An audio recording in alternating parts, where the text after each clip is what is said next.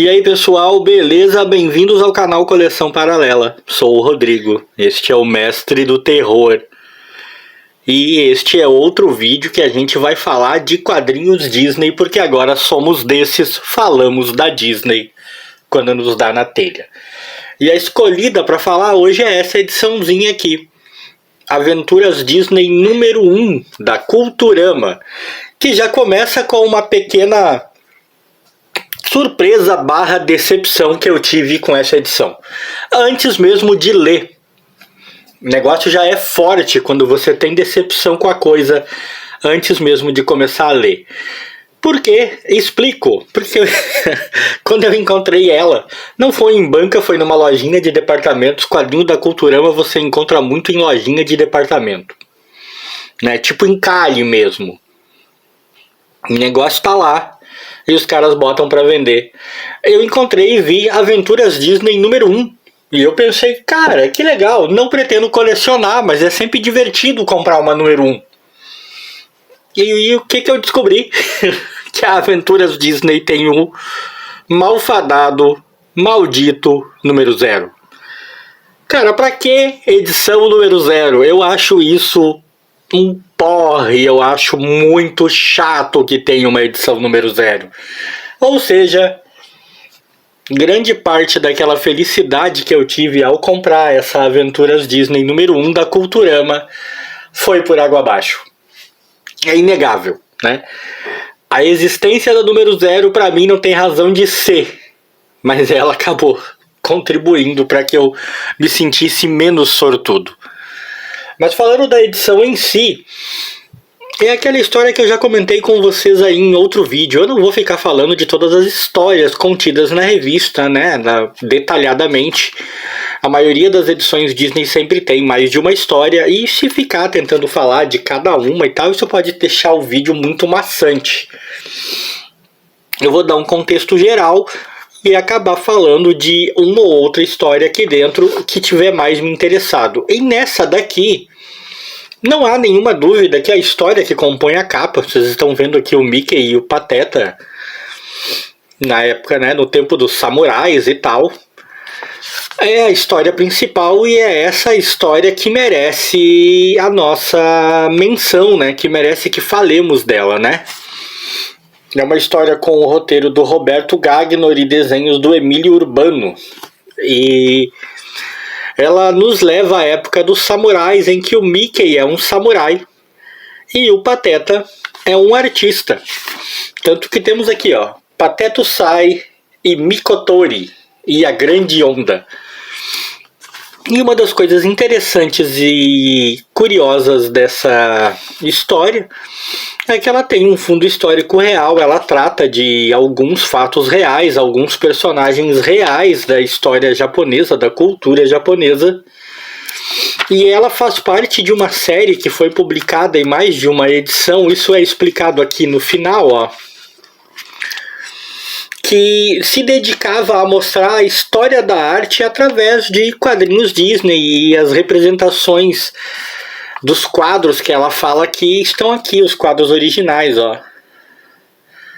Aqui tá a versão da história e aqui tá o quadro que a inspirou, a Grande Onda.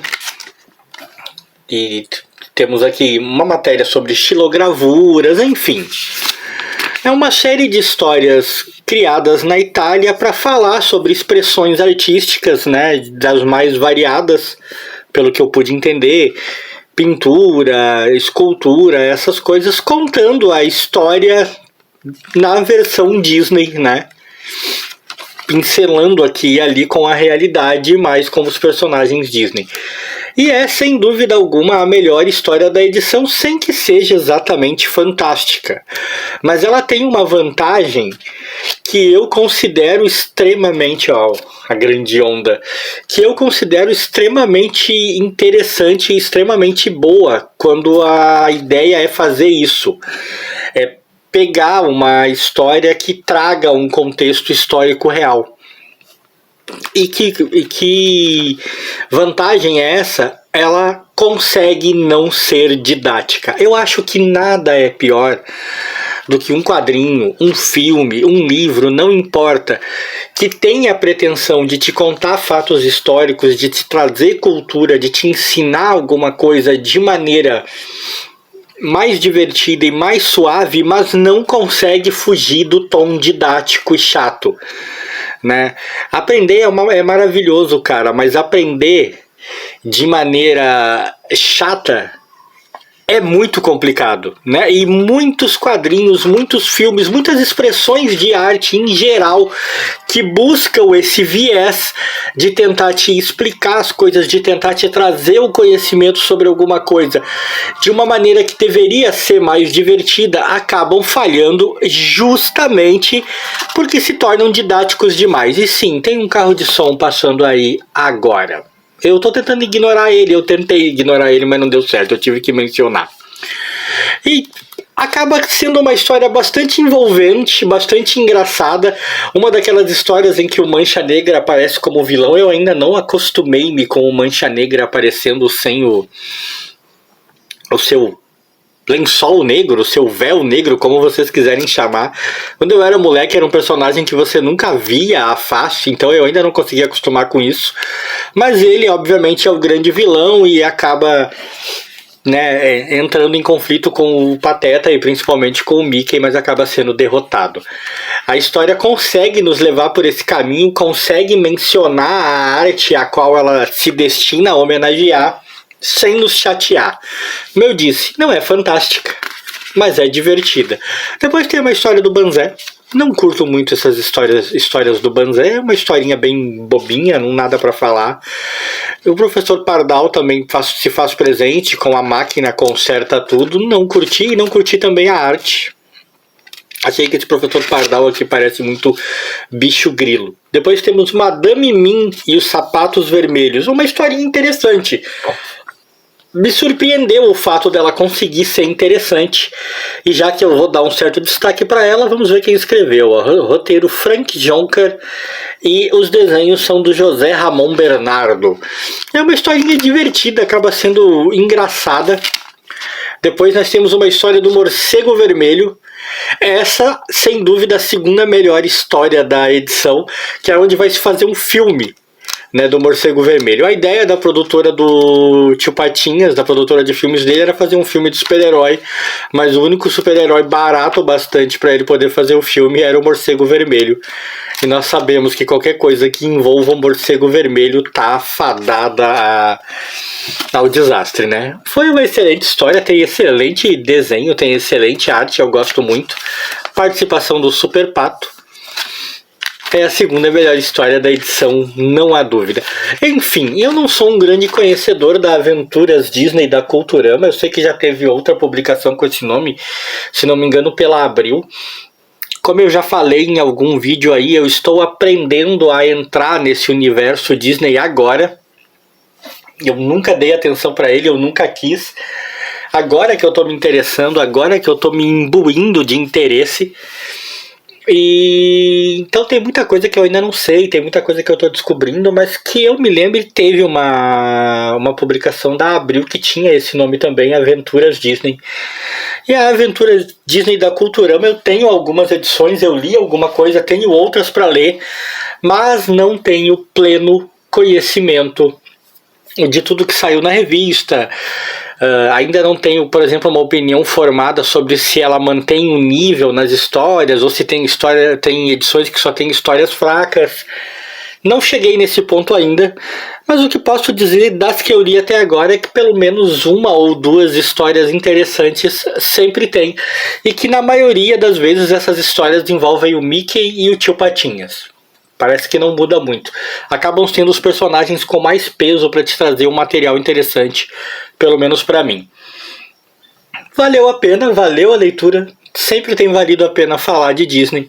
E se você gosta de Disney, gosta do Mestre do Terror e gosta desse vídeo, deixa aquele like aí para nós.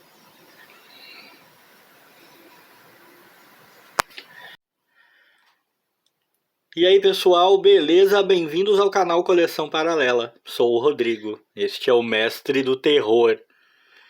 E este é outro vídeo que a gente vai falar de quadrinhos Disney, porque agora somos desses, falamos da Disney quando nos dá na telha. E a escolhida para falar hoje é essa ediçãozinha aqui, Aventuras Disney número 1 da Culturama, que já começa com uma pequena surpresa barra decepção que eu tive com essa edição. Antes mesmo de ler. O negócio já é forte quando você tem decepção com a coisa antes mesmo de começar a ler. Por quê? Explico. Porque quando eu encontrei ela, não foi em banca, foi numa lojinha de departamentos. Quadrinho da Culturama você encontra muito em lojinha de departamento. Né? Tipo em Cali mesmo. O negócio tá lá e os caras botam pra vender. Eu encontrei e vi Aventuras Disney número 1. E eu pensei, cara, que legal, não pretendo colecionar, mas é sempre divertido comprar uma número 1. E o que eu descobri? Que a Aventuras Disney tem um malfadado, maldito número 0. Cara, pra que edição número 0? Eu acho isso um porre, eu acho muito chato que tenha uma edição número 0. Ou seja, grande parte daquela felicidade que eu tive ao comprar essa Aventuras Disney número 1 da Culturama foi por água abaixo. É inegável, né? A existência da número 0 para mim não tem razão de ser, mas ela acabou contribuindo para que eu me sentisse menos sortudo. Mas falando da edição em si, é aquela história que eu já comentei com vocês aí em outro vídeo. Eu não vou ficar falando de todas as histórias contidas na revista, né, detalhadamente. A maioria das edições Disney sempre tem mais de uma história, e se ficar tentando falar de cada uma e tal, isso pode deixar o vídeo muito maçante. Eu vou dar um contexto geral e acabar falando de uma ou outra história aqui dentro que tiver mais me interessado. E nessa daqui, não há nenhuma dúvida que a história que compõe a capa, vocês estão vendo aqui o Mickey e o Pateta, na época, né, no tempo dos samurais e tal, é a história principal e é essa história que merece a nossa menção, né, que merece que falemos dela, né. É uma história com o roteiro do Roberto Gagnor e desenhos do Emílio Urbano. E ela nos leva à época dos samurais, em que o Mickey é um samurai e o Pateta é um artista.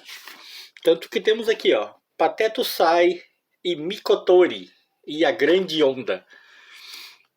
E uma das coisas interessantes e curiosas dessa história é que ela tem um fundo histórico real, ela trata de alguns fatos reais, alguns personagens reais da história japonesa, da cultura japonesa.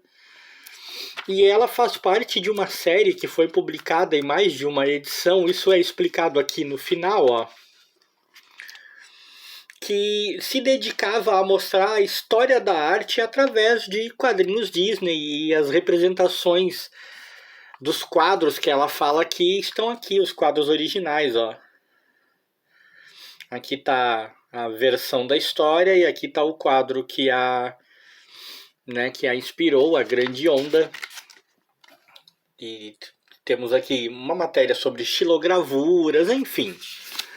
É uma série de histórias criadas na Itália para falar sobre expressões artísticas, né, das mais variadas, pelo que eu pude entender, pintura, escultura, essas coisas, contando a história na versão Disney, né? Pincelando aqui e ali com a realidade, mais com os personagens Disney. E é, sem dúvida alguma, a melhor história da edição, sem que seja exatamente fantástica. Mas ela tem uma vantagem que eu considero extremamente, ó, a Grande Onda, que eu considero extremamente interessante e extremamente boa quando a ideia é fazer isso. É pegar uma história que traga um contexto histórico real. E que vantagem é essa? Ela consegue não ser didática. Eu acho que nada é pior do que um quadrinho, um filme, um livro, não importa, que tem a pretensão de te contar fatos históricos, de te trazer cultura, de te ensinar alguma coisa de maneira mais divertida e mais suave, mas não consegue fugir do tom didático e chato, né? Aprender é maravilhoso, cara, mas aprender de maneira chata é muito complicado, né? E muitos quadrinhos, muitos filmes, muitas expressões de arte em geral que buscam esse viés de tentar te explicar as coisas, de tentar te trazer o conhecimento sobre alguma coisa de uma maneira que deveria ser mais divertida, acabam falhando justamente porque se tornam didáticos demais. E sim, tem um carro de som passando aí agora. Eu tô tentando ignorar ele, eu tentei ignorar ele, mas não deu certo, eu tive que mencionar. E acaba sendo uma história bastante envolvente, bastante engraçada. Uma daquelas histórias em que o Mancha Negra aparece como vilão. Eu ainda não acostumei-me com o Mancha Negra aparecendo sem o seu lençol negro, o seu véu negro, como vocês quiserem chamar. Quando eu era moleque, era um personagem que você nunca via a face, então eu ainda não conseguia acostumar com isso. Mas ele, obviamente, é o grande vilão e acaba, né, entrando em conflito com o Pateta e principalmente com o Mickey, mas acaba sendo derrotado. A história consegue nos levar por esse caminho, consegue mencionar a arte a qual ela se destina a homenagear, sem nos chatear. Como eu disse, não é fantástica, mas é divertida. Depois tem uma história do Banzé. Não curto muito essas histórias do Banzé. É uma historinha bem bobinha, não nada para falar. O professor Pardal também se faz presente com a máquina, conserta tudo. Não curti e não curti também a arte. Achei que esse professor Pardal aqui parece muito bicho grilo. Depois temos Madame Mim e os Sapatos Vermelhos. Uma historinha interessante. Me surpreendeu o fato dela conseguir ser interessante. E já que eu vou dar um certo destaque para ela, vamos ver quem escreveu. O roteiro Frank Jonker e os desenhos são do José Ramon Bernardo. É uma historinha divertida, acaba sendo engraçada. Depois nós temos uma história do Morcego Vermelho. Essa, sem dúvida, a segunda melhor história da edição, que é onde vai se fazer um filme, né, do Morcego Vermelho. A ideia da produtora do Tio Patinhas, da produtora de filmes dele, era fazer um filme de super-herói, mas o único super-herói barato bastante para ele poder fazer o filme era o Morcego Vermelho. E nós sabemos que qualquer coisa que envolva o Morcego Vermelho tá fadada ao desastre, né? Foi uma excelente história, tem excelente desenho, tem excelente arte, eu gosto muito. Participação do Super Pato. É a segunda melhor história da edição, não há dúvida. Enfim, eu não sou um grande conhecedor da Aventuras Disney da Culturama. Eu sei que já teve outra publicação com esse nome, se não me engano, pela Abril. Como eu já falei em algum vídeo aí, eu estou aprendendo a entrar nesse universo Disney agora. Eu nunca dei atenção para ele, eu nunca quis. Agora que eu estou me interessando, agora que eu estou me imbuindo de interesse. E então tem muita coisa que eu ainda não sei, tem muita coisa que eu estou descobrindo, mas que eu me lembro teve uma publicação da Abril que tinha esse nome também, Aventuras Disney. E a Aventuras Disney da Culturama eu tenho algumas edições, eu li alguma coisa, tenho outras para ler, mas não tenho pleno conhecimento de tudo que saiu na revista. Ainda não tenho, por exemplo, uma opinião formada sobre se ela mantém um nível nas histórias ou se tem edições que só tem histórias fracas. Não cheguei nesse ponto ainda, mas o que posso dizer das que eu li até agora é que pelo menos uma ou duas histórias interessantes sempre tem, e que na maioria das vezes essas histórias envolvem o Mickey e o Tio Patinhas. Parece que não muda muito. Acabam sendo os personagens com mais peso para te trazer um material interessante, pelo menos para mim. Valeu a pena, valeu a leitura. Sempre tem valido a pena falar de Disney. E se você gosta de Disney, gosta do Mestre do Terror e gosta desse vídeo, deixa aquele like aí para nós.